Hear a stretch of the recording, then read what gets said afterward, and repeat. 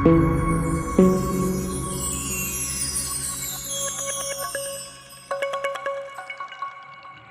Students, welcome to the steno help PP. शुरू करते हैं आज की डिक्टेशन।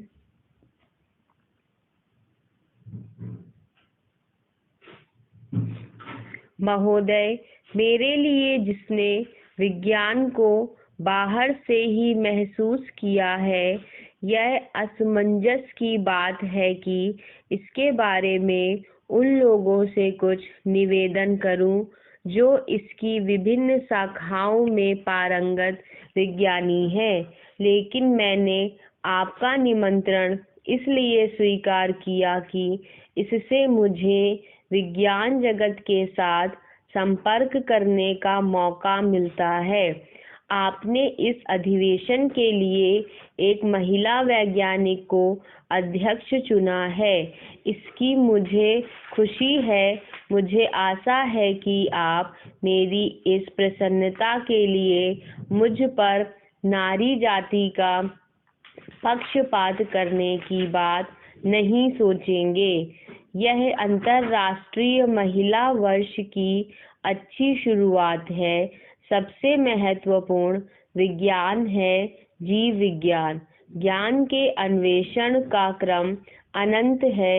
उसकी दो प्रेरणाएं रही हैं। पहली प्रेरणा तो मनुष्य का अस्तित्व बनाए रखने की चिंता या जिजीविषा रही है, और दूसरी उसकी चिर अतृप्त ज्ञान पिपासा रही है।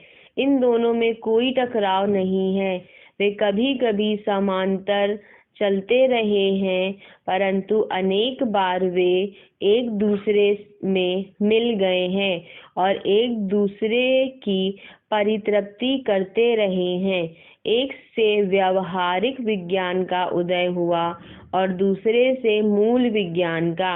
भारत में हमें इन दोनों की आवश्यकता है। जब हम अधिसंख्य लोगों के जीवन यापन के स्तर को ऊंचा उठा पाएंगे, तभी हम थोड़े से प्रतिभाशाली लोगों के लिए उच्चतर लक्ष्यों की प्राप्ति के वास्ते संतोषप्रद वातावरण का निर्माण कर सकेंगे। आज विश्व में प्रबल विचार मंथन हो रहा है और मनोवृत्तियों पर प्रश्न चिन्ह लगाए जा रहे हैं। प्रगति के बावजूद आज के जीवन की तीव्रतर गति और प्रतिस्पर्धा के कारण मनुष्य के लिए अपने पड़ोसियों के साथ या अपने आप में शांति के साथ रह सकना कठिन हो रहा है और उसे अपने अस्तित्व की रक्षा के लिए संघर्ष करना पड़ रहा है।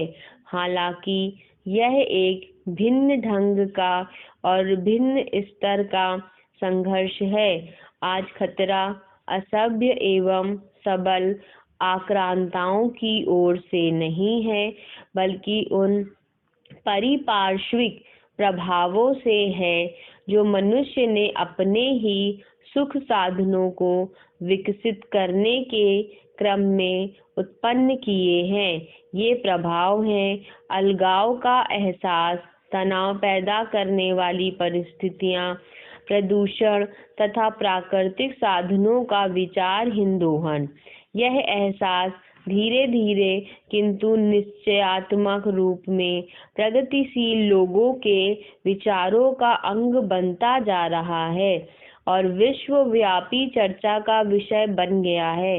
लेकिन ऐसे लोगों और विचारों को प्रायः उनके द्वारा खिल्ली उड़ाई जाती है जो उन चीज़ों के निर्माण में लगे हैं जिनका प्रभाव कालांतर में हानिकारक हो सकता है, और उन लोगों द्वारा भी जो वायु या जल के प्रदूषण को बचाने के लिए अपने कारखानों को नए सिरे से जमाने की चिंता नहीं करना चाहते।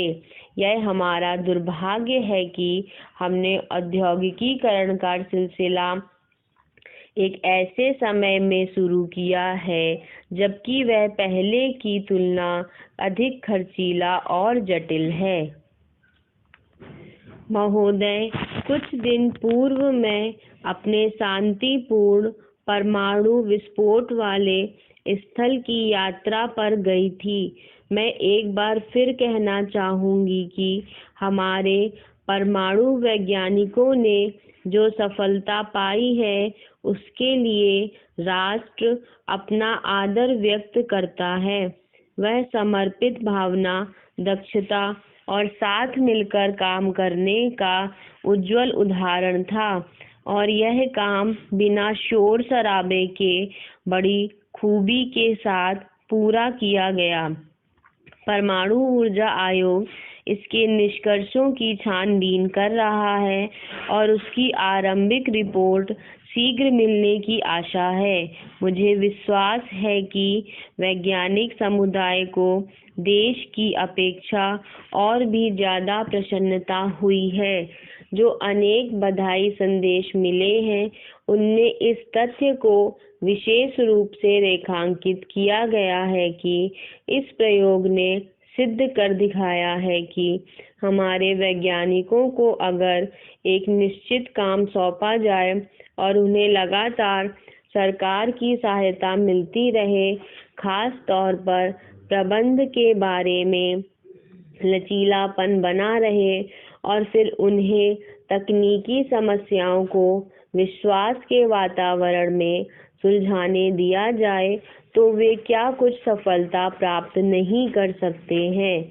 यह सरकार के लिए एक सबक है। वैज्ञानिक समुदाय को भी अपनी उदासीनता त्याग देनी चाहिए और सरकारी प्रयास के साथ साथ उत्साहपूर्वक आगे बढ़ना चाहिए। भारतीय वैज्ञानिकों के लिए जो भी प्रमुख प्रेरणा हो, वे भारतीय वैज्ञानिक के इस बृहत्तर उद्देश्य से बचकर आगे नहीं बढ़ सकते कि उन्हें पहले एक ऐसे आधुनिक समाज का निर्माण करना है जो वैज्ञानिक दृष्टिकोण से युक्त और अंधविश्वास तथा संकीर्णता से मुक्त हो। हमारे आलोचक चाहे कुछ भी क्यों ना कहते रहें, हमें अपना मुख्य ध्येय हमेशा अपने सामने रखना है, और वह है गरीबी हटाना। क्या कृषि की पैदावार बढ़ाने, परिवार कल्याण कार्यक्रम को ज़्यादा असरदार बनाने, संचार साधनों का विकास करने, तात्कालिक मसलों के हल के लिए वैज्ञानिकों की योग्यता का लाभ नहीं उठाया जाना चाहिए। इन क्षेत्रों में हमारे देश में काफ़ी काम किया जा चुका है, लेकिन अभी भी बहुत कुछ करना शेष है और अनुसंधान कार्य को तेज किया जाना चाहिए। हमारा ध्यान परमाणु ऊर्जा के शांतिपूर्ण और लाभदायक प्रयोग की ओर बरबस खिंच जाता है। क्या हम अपने साधनों और अपने ऊर्जा भंडार को बढ़ाने के लिए इसकी महान संभावनाओं की अनदेखी कर सकते हैं? हम घटनाओं को एक खास ढंग से ही घटने के आदेश नहीं दे सकते, परंतु हम उनके प्रति अपनी प्रतिक्रिया को नियंत्रित कर सकते हैं।